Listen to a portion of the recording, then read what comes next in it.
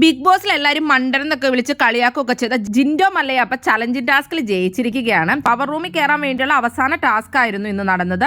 ആഞ്ഞു വലിച്ചു അയലസ എന്ന് പറയുന്ന ടാസ്ക് ആയിരുന്നു. കായിക മത്സരം ടാസ്ക് ബിഗ് ബോസ് എന്തായാലും ജിൻഡോനെ ജയിപ്പിക്കാൻ വേണ്ടി തന്നെയായിരിക്കും കൊടുത്തതെന്ന് തോന്നുന്നു. വന്നപ്പോൾ മുതൽ ഒരേ പവർ ടീമാണല്ലോ. ബിഗ് ബോസിന് തോന്നി കാണും ഒന്ന് മാറ്റി പിടിക്കാൻ വേണ്ടിയിട്ട്. ജിൻഡോ മല്ലയും അതുപോലെ തന്നെ നമ്മുടെ രണ്ട് കോമണേഴ്സ് നിഷാനയും അതുപോലെ തന്നെ റസ്മിൻബായി ആണ് ആ ഗ്രൂപ്പിലുള്ളത്. ടാസ്ക് ഇങ്ങനെയായിരുന്നു. രണ്ട് ത്രാസ് ഉണ്ട്. ത്രാസിൽ ഓരോരുത്തർ കയറിയിരിക്കും. അപ്പൊ കയറിയിരിക്കുന്ന ആളെ ക്യാപ്റ്റനായി അപ്സരയ്ക്ക് സെലക്ട് ചെയ്യാം. പവർ ടീമിന് വേണ്ടി ഇരിക്കുന്നത് അൻസിബയും നമ്മുടെ ടണൽ ടീം ജിൻഡോയുടെ ടീമിന് വേണ്ടി ഇരിക്കുന്നത് റോക്കിയുമാണ്. പവർ ടീമിൽ നിന്ന് കയറ് പിടിച്ച് വലിക്കുന്നത് ഗബ്രിയും ജാസ്മിനും അതുപോലെ ശ്രീരേഖയും. ടണൽ ടീമിൽ നിന്ന് കയറ് പിടിച്ച് വലിക്കുന്നത് നമ്മുടെ ജിൻഡോയും റസ്മിൻബായും നിഷാനയാണ്. എല്ലാവർക്കും അറിയാം റസ്മിൻബായി ഫിസിക്കൽ എഡ്യൂക്കേഷൻ ടീച്ചറാണ്. അതുപോലെ തന്നെ നമ്മുടെ ജിൻഡോ ആണെങ്കിൽ ഫിസിക്കൽ ട്രെയിനറാണ്. അപ്പൊ അവർ തന്നെയാണ് ജയിക്കുള്ളൂ. അങ്ങനെ ജിൻഡോ മല്ലയുടെ ടീം തന്നെയാണ് ജയിച്ചത്.